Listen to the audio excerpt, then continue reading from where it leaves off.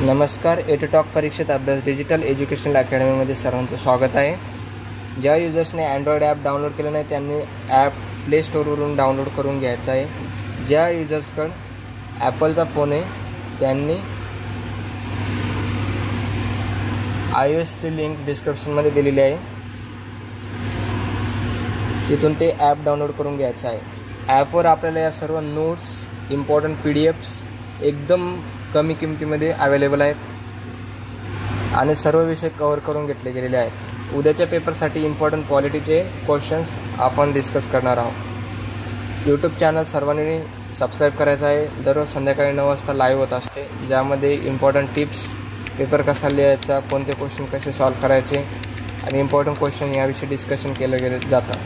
आणि प्रत्येक पेपरमध्ये या दिलेल्या इम्पॉर्टंट क्वेश्चनमधून मोस्ट ऑफ द भाग विचारला जातो. तरी सर्वांनी ॲप आणि यूट्यूब चॅनल दोन्हीला सबस्क्राईब करायचं आहे. तर आपण पॉलिटी 3rd year 290 BAचे इम्पॉर्टंट क्वेश्चन जे उद्याच्या पेपरमध्ये हमखास येतील याविषयी डिस्कशन करू. जागतिकीकरणाचे प्रमुख वैशिष्ट्ये स्पष्ट करा. जागतिकीकरण म्हणजे ग्लोबलायझेशन, ज्यामध्ये सर्व देश जागतिक स्तरावर, जागतिक पातळीवर संस्थांचे निर्माण करून किंवा एकमेकांचे बघून जी सुधारणा करतात त्याला जागतिकीकरण असं म्हणतात. आपच्या राजकीय विचारांचा कोणत्या घटनांचा परिणाम म्हणून त्याचे राजकीय तत्त्वज्ञान उदयास आले. ग्रीक राजकीय विचारांच्या अभ्यासात महत्त्वाचे ठळक मुद्दे कोणते? रुसोच्या सार्वभौमत्वाच्या संकल्पनेची वैशिष्ट्ये लिहा. लास्कीने सांगितलेले स्वातंत्र्याचे प्रकार सविस्तर स्पष्ट करा.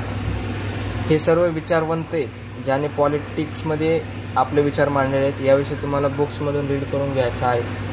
जागतिकीकरणाच्या प्रक्रियेत महत्त्वाचे व्यापार संघ कोणते ते स्पष्ट करा. आता जागतिकीकरणामध्ये सर्व देश एकत्र येत असतात, बिझनेस करत असतात, विचारांचे देवाणघेवाण करतात आणि एकमेकांचं बघून सुधारण्याचा प्रयत्न करतात. तर त्यामध्ये एक संघ किंवा व्यापाराचा एक ग्रुप बनणं महत्त्वाचं असल्यानं ते कोणते महत्त्वाचे व्यापार संघ आहेत त्याविषयी माहिती लिहायची. ग्रीक नगर राज्यांची महत्त्वाच्या संकल्पना स्पष्ट करा.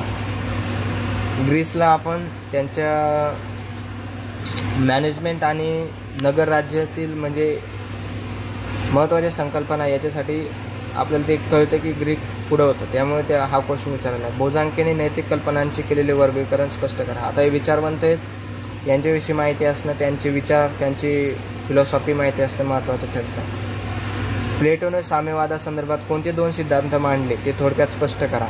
प्लेटो, ॲरिस्टॉटल, कार्ल मार्क्स यांच्याविषयी माहिती असणं इम्पॉर्टंट आहे. मिलच्या मते आवश्यक असणारी कार्य स्पष्ट करा. ग्रीनने मांडलेले हक्कांचे प्रकार स्पष्ट करा. दहशतवादाचे प्रकार व्याख्येसह स्पष्ट करा.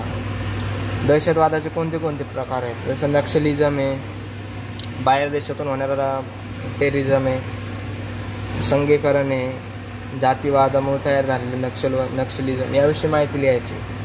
बेंथेमच्या मतानुसार सुखदुःख निर्मितीची कारणे कोणती ते स्पष्ट करा.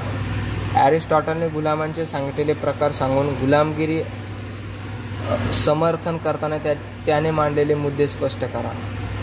मॅकिॲव्हेलीच्या मते राज्याची उद्दिष्टे कोणती ते स्पष्ट करा. लेनिनच्या तत्त्वज्ञानातील मूलभूत तत्त्वे स्पष्ट करा. रशियामध्ये लेनिन फेमस होऊन गेला.